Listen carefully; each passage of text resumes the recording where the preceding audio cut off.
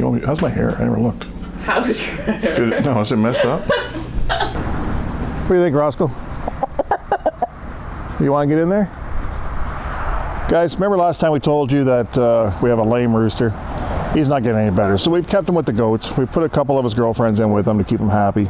He's still really hobbling, but his toes are kind of curling up a bit. I'm not sure what's happening. Something's happened with tendons or what's going on. So we took about a 45-minute drive today and picked up Roscoe here. He's a young rooster. I believe he's around 5-6 months old. I notice he doesn't have his spurs yet, so he's still a bit of an adolescent for a rooster. So we're gonna put him in with the hens. We fed them. They're a little occupied right now, but we want to get him in there so we can get him established. We're gonna have to pull him out soon though, him and about a dozen hens, so we can start getting some hatching eggs ready. But let's see how he does here.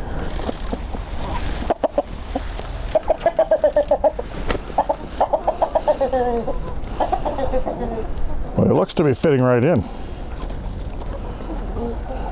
One happy rooster.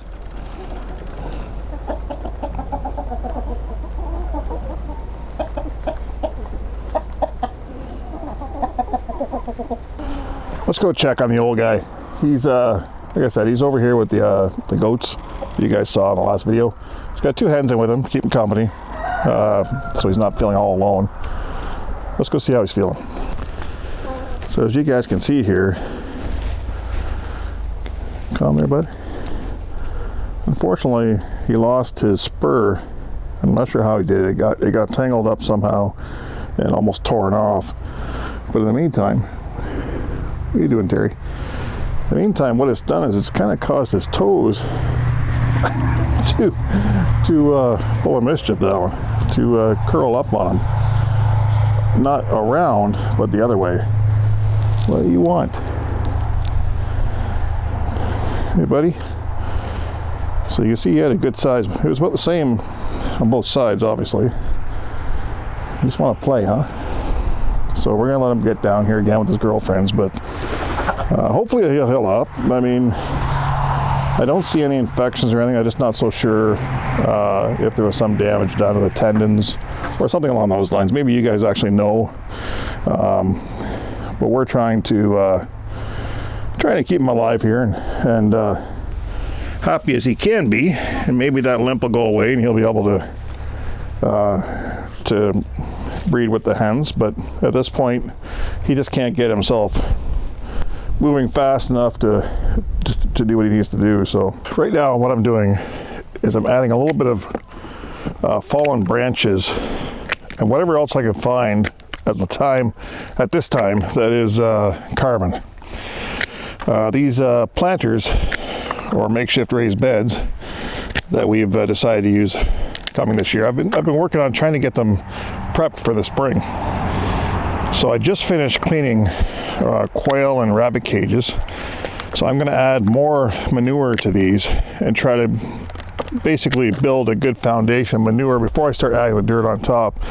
So I put a bunch of branches on this one. I'm going to go over here, and if they'll fit in, I'll leave them, but if I have to, I'll chop them. Good way to hide those sticks anyway, but and like I said, I'm going to top these up.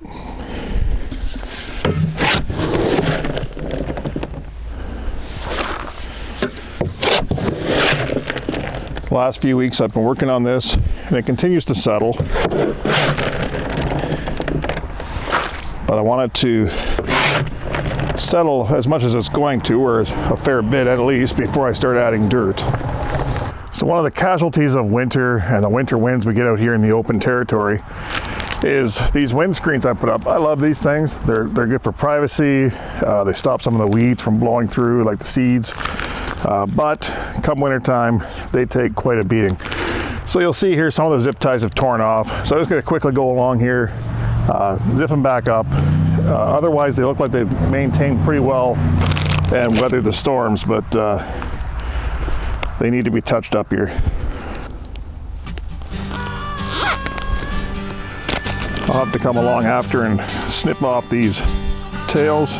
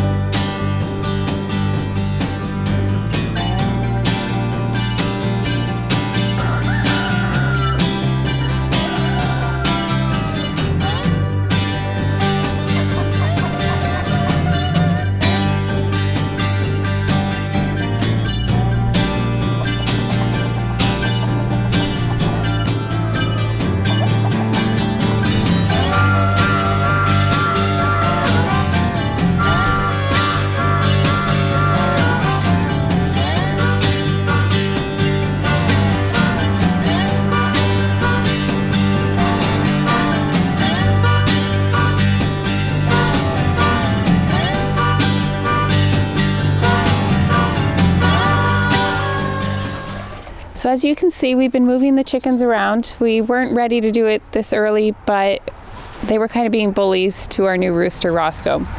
And we decided to move him and 12 hens so that they wouldn't be so overcrowded, and so that he could get to work on getting fertilized eggs so we can begin hatching them and selling them.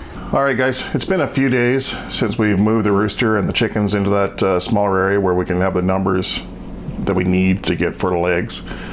I think it's been 3 to 4 days actually. So we're going to check one because we want to make sure that they are being fertilized before we start incubating them, because incubating them takes 21 days. That's a long time to tie up the incubator if it doesn't work. So let's give it a shot.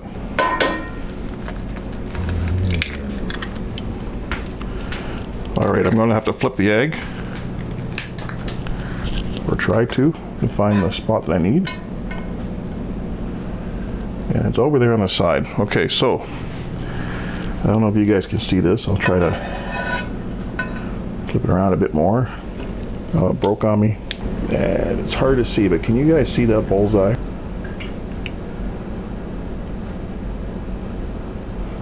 All right, so we have a bullseye.